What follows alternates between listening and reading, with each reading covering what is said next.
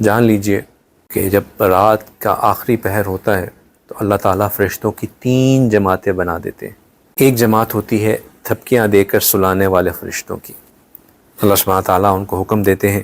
کہ یہ میرے مقربین کے جاگنے کا وقت ہے، یہ میرے چاہنے والوں کے جاگنے کا وقت ہے۔ وہ اس وقت جاگتے ہیں، میرے سامنے آ کے بیٹھتے ہیں، راز و نیاز کی باتیں کرتے ہیں، تم جاؤ اور فلاں فلاں میرے نافرمان بندے ان کے پاس جاؤ جن سے میں ناراض ہوں، تم ان کو سرہانے جا کر کھڑے ہو جاؤ اور تھپکیاں دے دے کر ان کو سلاتے رہو تاکہ ان کی آنکھ نہ کھلے۔ میں نہیں چاہتا کہ اس موقع پر میرے سامنے کھڑے ہوں تو فرشتے آتے ہیں اور ان کو تھپکیاں دے دے کر میٹھی نیند سلاتے ہیں۔ کامن آبزرویشن ہے کہ بہت سے لوگ رات بھر جاگے رہتے ہیں، پوری خاص طور پہ اگر کوئی فیملی ایونٹ ہو رہا ہو تو رات بھر شغل میلہ چلتا رہتا ہے اور سب کھلکھلاتے رہتے ہیں، اور 2-2:30 بجے جو ہے سب تھک ہار کے سو جاتے ہیں، اور جب وہ سوتے ہیں تو پھر نہ تہجد اور نہ فجر اور نہ کچھ، کیا ہوا جی رات کو لیٹ تک جاگے رہے، بس آخری موقع پہ سو گئے تو اب تو فجر بھی مس ہوگی، تہجد تو دور کی بات فرض نماز بھی مس ہو جاتی ہے۔ یہ مقربین کے اٹھنے کا وقت ہے، اللہ تعالیٰ اس وقت میں ان کو جاگنے ہی نہیں دیتے۔ ہم سوچتے ہیں کہ ہم جاگ نہیں سکے، حقیقت کیا ہوتی ہے کہ اوپر سے توفیق ہی نہیں ہوتی، بہانہ تھکاوٹ کا بن جاتا ہے اور جاگنے کا موقع ہی نہیں دیا جاتا۔ پھر ایک اور جماعت، یہ فرشتوں کی دوسری جماعت، اور ان کو حکم دیا جاتا ہے کہ فلاں فلاں بندے یہ میرے پسندیدہ بندے ہیں، جاؤ ان کو پر مار کر جگاؤ تاکہ وہ میرے سامنے کھڑے ہوں، عبادت کریں، مجھ سے راز و نیاز کی باتیں کریں، اور میں جو مجھ سے مانگیں میں ان کو عطا کروں۔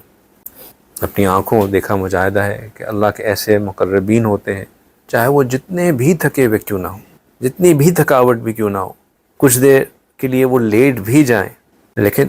ایک فکس ٹائم ہوتا ہے جو ان کی عبادت کا ٹائم ہوتا ہے، اس کے اوپر پھر ان کی آنکھ کھل جاتی ہے، وہ خود بخود کھل جاتی ہے، ایسے کہ جیسے ان کے جسم کے اندر ایک الارم کلاک لگی ہو۔ یہ نہیں کہ وہ کوئی الارم کلاک لگا کے سو رہے ہوتے ہیں۔ الحمدللہ الحمدللہ الحمدللہ، میں نے اپنے حضرت کے ساتھ بہت راتیں، بے شمار بے انتہا راتیں ان کے ساتھ ان کی خدمت میں گزاری ہیں، اور میں پورے وثوق سے اور پوری امانت داری سے یہ بات کہہ رہا ہوں کہ میں نے ایک دفعہ بھی ان کو نہیں دیکھا کہ انہوں نے کبھی الارم لگایا ہو اور الارم لگا کے اٹھنے کا کہا ہو۔ مزیدار بات یہ ہے کہ اس ضعف میں، اس بیماری میں،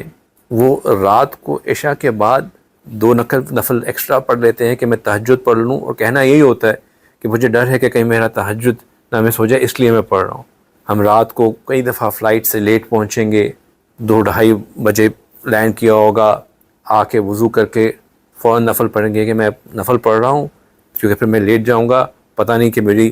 آنکھ اس وقت کھلے نہ کھلے، آپ فجر پہ مجھے ضرور اٹھا دیجیے گا۔ عاجزی کا انتہا کہ ہمیں کہہ رہے ہوتے ہیں کہ ہم ان کو فجر پہ اٹھا دیں، اور عین فجر سے آدھا گھنٹہ پہلے خود اٹھ کے بیٹھے ہوتے ہیں۔ ہم حیران ہو رہے ہوتے ہیں کہ اس بڑھاپے میں، اتنی بیماری میں،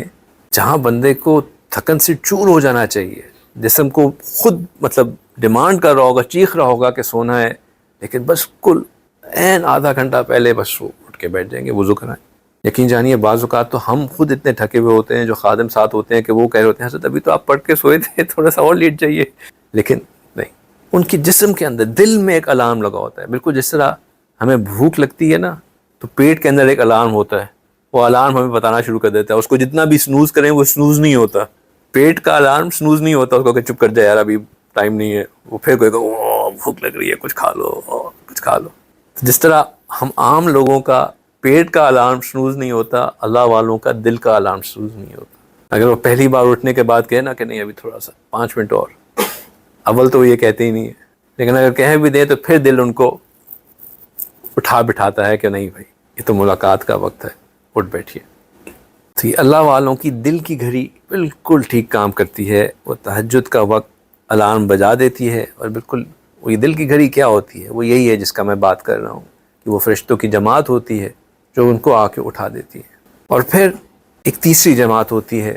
اللہ سبحانہ تعالیٰ ان سے فرماتے ہیں کہ جاؤ یہ میرے مقربین ہیں، ان کو جا کے کروٹ بدل دو،